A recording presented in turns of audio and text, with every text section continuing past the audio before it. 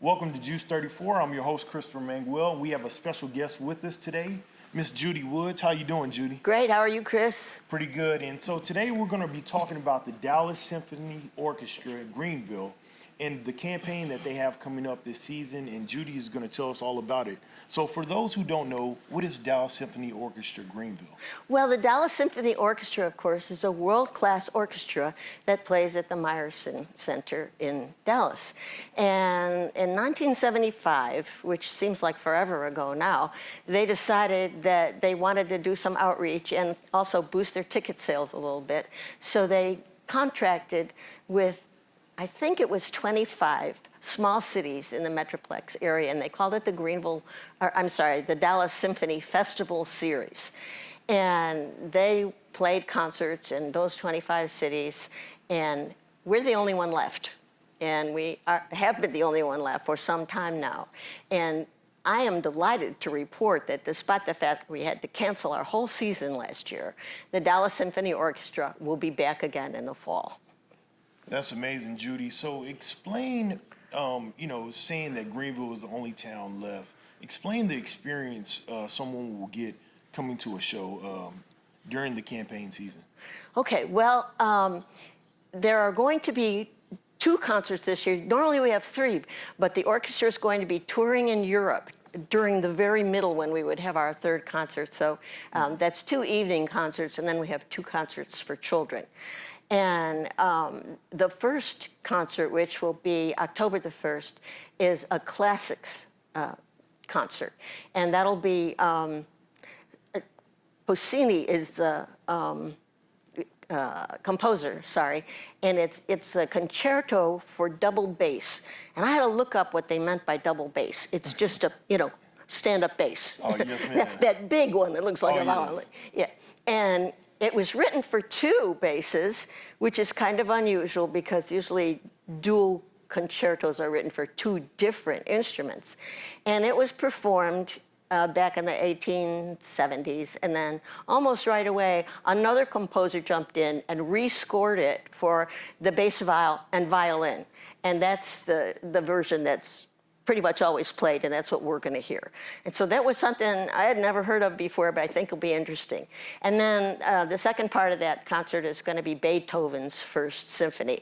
Everybody's heard of Beethoven, and everybody knows Beethoven's Fifth, bum, bum, bum, bum. Yes. But this is his first symphony, and he was 30 before he composed his first symphony. He was no Mozart. He wasn't a child prodigy or anything. He had been composing other works, but his first symphony didn't come out until he was 30. And it was well accepted, and it's not as well known as some of his others, but I think everyone will really enjoy that. The conductor for that concert is going to be Morris Cohn, and he has just joined the Dallas Symphony Orchestra as an assistant conductor. He's been conducting orchestras all over the country, Atlanta, the Rochester Philharmonic. He does the Aspen Festival in Colorado in the summer, and I think he'll be a real asset to the concert. And then in June, we're going to have a Pops concert. They're calling it the Summer Pops. And right now, the program hasn't been totally fleshed out. So we don't know exactly what pieces they're going to play. But I'm guessing, since it's Summer Pops, we'll probably have a John Philip Sousa. And in the past, the Pops concerts have been wonderful. Movie music, Broadway music. There was one that we had a whole program of John Williams music, and we had a whole Star Wars. And so I think everybody's really going to enjoy that one. Yes, I remember the last time we had spoke, we talked about some of the, the past summer concerts. And it's really enjoyable for the audience to see something a little bit more festive for that summertime as well, too. It is, and the orchestra does a wonderful job with all of those pieces. And then as a bonus, we have on the same date that we have the fall concert, we have 2 children's concerts back to back, and they're for 5th and 6th graders all over the county, and that is presented at no cost to the parents or to the schools. Wow. It's part of what we contract with the DSO for. And this year, it's going to be about the different kinds of music that the orchestra plays. what's an overture, what's a concerto, what's the various parts of the symphonies and stuff. And so that'll be really interesting for the kids. And I've been to several of these children's concerts, and they're not stuffy. They're really geared to kids that age, and they're fun. They make jokes. They get kids up on the stage. They do all kinds of fun stuff to make the music fun. And I think it's a wonderful introduction for kids to classical music, and it's a good way to get future subscribers. Oh, absolutely. And then also, too, I'm pretty sure it's good for the students to open their minds up to thinking about joining band. I know Sure. It's right in that age range when they get to start, joining marching band or concert season band as well, too. And usually our concerts, I'm not sure that this will happen again this year, but in the past, our concerts have opened with a couple of numbers from the Suzuki Strings kids, and so that's another encouragement. Oh, yeah, that's a nice bonus Yeah. added there, too. Yeah. So for the Dallas Symphony Orchestra, what is it about the Greenville Municipal Auditorium that they love performing here?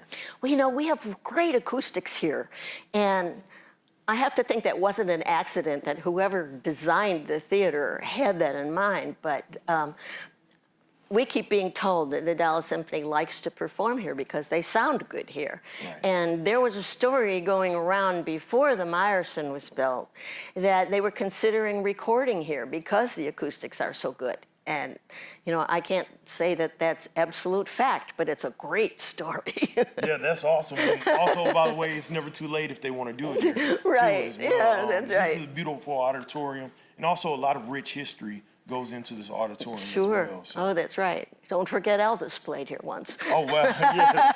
Oh, that's definitely another episode we can talk about as well. But I'm glad that that this campaign is still going on and moving strong. So how would people get in contact with getting season tickets? Okay, so we have renewal letters going out in the middle of July to people who have been subscribers in the past. Mm-hmm. And then at the very end of July, our volunteers start contacting people for either for renewals or for new memberships, and that goes on until the 27th of August. But people can buy tickets anytime on the website. It's DallasSymphonyGreenville.com, and it also describes the concerts there. It describes how to get involved as a volunteer if you'd like to do that. And it also invites you to become a patron of the symphony.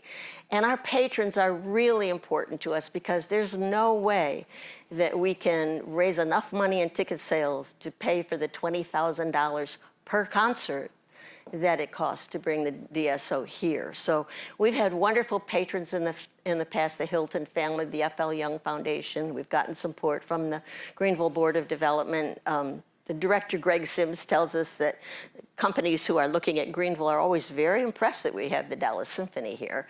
And so we encourage people to be patrons if they can. Patronages start at $25 and go all the way up to the sky's the limit. So any support that we can get in addition to selling tickets, it can be done through the website. That's beautiful, Judy. So real quick, touching on volunteers, what type of help do you need from the volunteers that sign up or want to sign up? Well, when our campaign is going on, we can always use help stuffing envelopes and that kind of thing. But yes. We look for ushers for the concerts, to Always help needed. seat people, that kind of thing, and greeters and that kind of thing. And we have a board. It's a dual board. It's for the Dallas Symphony and for the Greenville Entertainment Series, which also appears on this stage. And people who are interested in organizing or administrating or doing publicity or social media or anything involved with any of the concerts, we invite them to join our board.